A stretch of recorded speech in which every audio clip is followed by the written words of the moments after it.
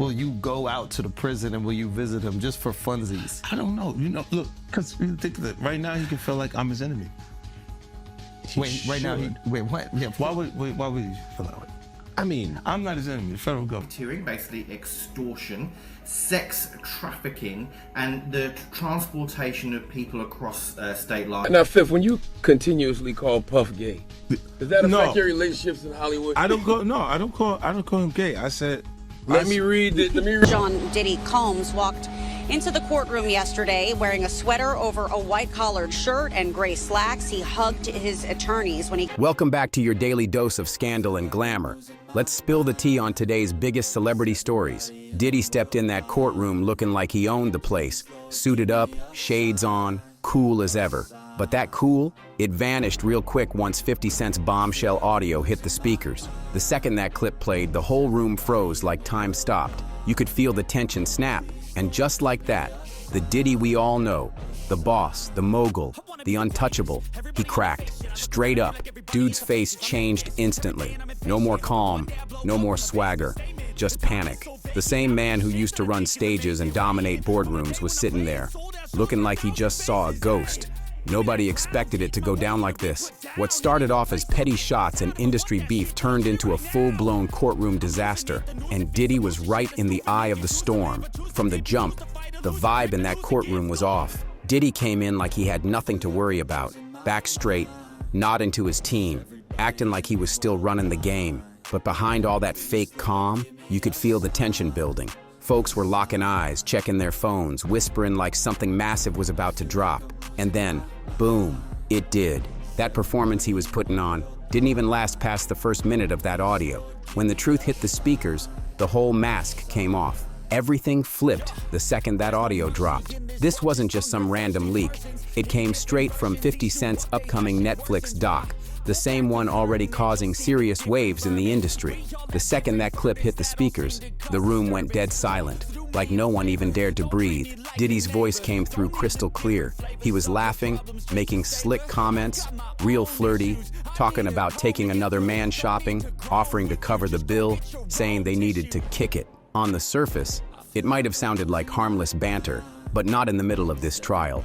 With everything that's been coming out lately, those words suddenly hit different, way different. This wasn't just a recording. This was 50 pulling the curtain back on the version of Diddy he's been teasing for years. The one people whispered about but never saw this raw. And now, everyone in that courtroom was hearing it for themselves. Gasps echoed. Some folks looked straight up shook. Others just looked confused or real uncomfortable. You could see the reporters in the back slamming away on their keyboards, already crafting the headlines. This was the moment, the one that was gonna blow up every media outlet by sundown. Even Diddy's own crew looked rattled, eyes darting, brows tight. They did not see that clip coming. The tension popped like a balloon. Suddenly, every eye in the room snapped back to Diddy, and the silence said it all. At first, Diddy sat stone-faced, just staring straight ahead like he couldn't hear a thing.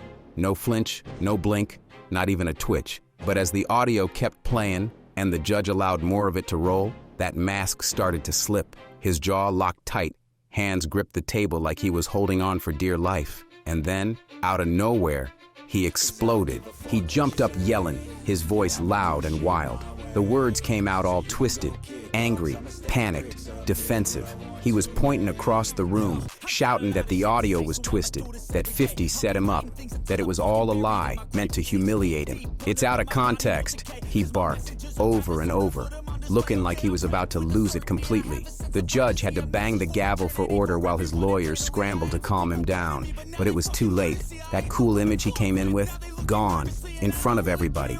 And make no mistake, 50 Cent wasn't just watching this go down. He was controlling the chaos from the shadows. That Netflix doc, that wasn't some creative side project. It was a weapon. Dropping it right when Diddy's world started burning down, that wasn't luck. That was precision. 50 planned this. Every clip, every word, every frame was timed to hit hard. And now the whole courtroom and the whole world is watching Diddy unravel live. As the producer and narrator of the doc, 50 Cent didn't come to play. This wasn't some tribute to Diddy's legacy or a soft look at his career. Nah, this was built to tear it all down piece by piece.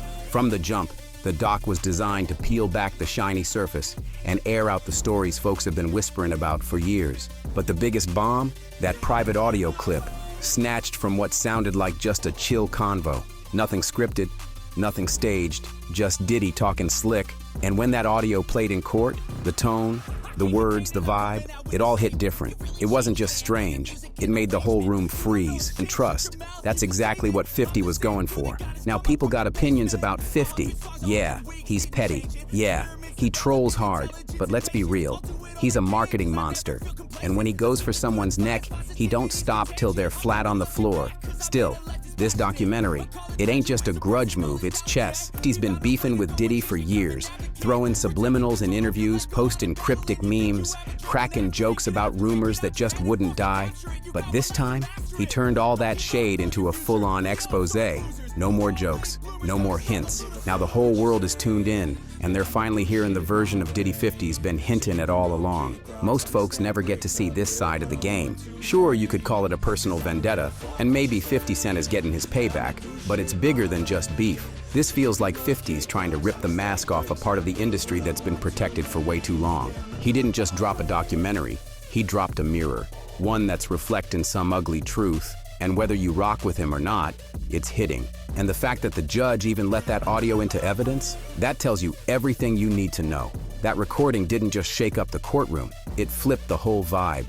It wasn't no random banter, it was raw, unfiltered, like someone finally caught what people been whispering behind closed doors for decades. Diddy's words in that clip weren't just off, they were damaging.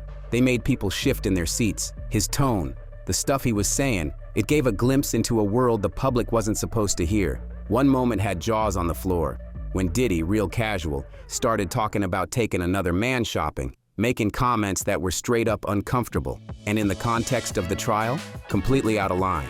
That audio wasn't just evidence, it was a warning shot, and everyone in that room felt it. Yo, why don't we go shopping? I'll pay for it. That's what Diddy said, smooth, casual, like it was just another day. But the way it came out, no filter, no hesitation, and zero respect for boundaries. It didn't sound friendly. It sounded calculated, like he was testing the waters, pushing limits he had no business pushing. And when that part played in court, the silence was deafening. People were just sitting there, stuck, trying to make sense of what they had just heard. And that wasn't even the wildest part. The whole convo painted a picture that couldn't be ignored. This wasn't just Diddy acting loose with words. This was someone crossing professional lines like they didn't exist. And it wasn't one slip-up. Nah, it was a pattern. He made a comment about kicking it, then followed it up with a straight-up bizarre remark about playing with your booty in Miami. That one, it had heads turning and eyes widening all across the room. That wasn't a joke. That wasn't harmless. That was weird. And in this context, it felt real dark. People have been whispering for years about Diddy's behavior behind the scenes, but this time, the words came straight from his own mouth, on tape. Whether he meant it as a joke or not, didn't even matter anymore. This wasn't gonna fade away. The courtroom was buzzing, and it was obvious. This audio didn't just damage his image, it added fuel to the fire behind the real accusations. But this time, the public got receipts. That audio wasn't just gossip, it was concrete. It connected dots people had been trying to piece together for years. No more rumors, no more maybe. This was straight from Diddy's own mouth, and it matched up perfectly with the darker accusations that had been following him for a long time. The way he talked, so casual, like boundaries didn't apply to him. It lined up with claims of manipulation, control, and toxic behavior within the industry. It wasn't some off-the-cuff convo anymore. It was evidence. And once the courtroom heard it, everything changed. Suddenly, this wasn't just about whispers and online speculation. This was real, raw, and out in the open. Diddy could barely hold his composure, and that whole image he tried to keep up crumbled on the spot. When that audio was played in court, it hit like a bomb. It wasn't just a surprise, it shifted the entire case. Now the prosecution had ammo, solid proof, not just stories or claims, but a clip that challenged every part of Diddy's defense. Before this, the case leaned heavy on allegations. He said, she said, but now they had his own voice, making jokes and comments that fit right into the narrative they'd been building. It made everything harder to deny. and way harder to walk away from. This wasn't just drama anymore, it was the turning point. That audio flipped the whole game. Out of nowhere, the prosecution had the upper hand, and they ran with it. They didn't just use the clip to prove a point, they used it to build a whole narrative about who Diddy really is behind closed doors. And suddenly, it got a lot harder for the defense to spin the story their way. This wasn't just about one wild comment or an awkward convo. This was bigger. The audio opened the door to something way deeper, a pattern of toxic, manipulative behavior that had been bubbling under the surface for years. Now the prosecution had the proof to show it wasn't just personal beef, it was something systemic, something dangerous. And just like that, the case went from messy to devastating. This wasn't just another allegation, it was insight into Diddy's mindset. His true character got exposed in real time, cold, unfiltered, and straight from his own mouth. The fallout hit fast. His credibility? Gone. The defense team started scrambling, digging for any excuse to downplay what had just been heard. But no smooth talk or legal tricks could clean up that mess. That audio was too clear, too specific, too real. You could feel the tension shift in the room. People looked stunned. Some just sat there, mouths open. The buzz in that courtroom said it all. Diddy's position had taken a massive hit, and the trial would never be the same again. The more Diddy's team tried to brush off the audio, the worse it got. Their weak responses came off like straight-up panic mode, not confidence. Instead of calming things down, they looked rattled, and people started leaning toward the prosecution's side without hesitation. His legal team dropped a statement trying to spin it, saying the clip was taken out of context and that Diddy's words didn't reflect his true intentions. But let's be real, nobody was buying it. The tape was too raw, too clear. You didn't need context to hear what was right there. It wasn't just a misstep, it was exposure. By the time that moment hit the public, the damage was done. The media pounced like sharks in bloody water. Within hours, the headlines were everywhere. News sites, hip-hop blogs, gossip pages, you name it, they were all lit up. Every major outlet ran the story, and the leaked audio became the center of every convo, every headline, every post. Clips of the courtroom outburst were on constant replay.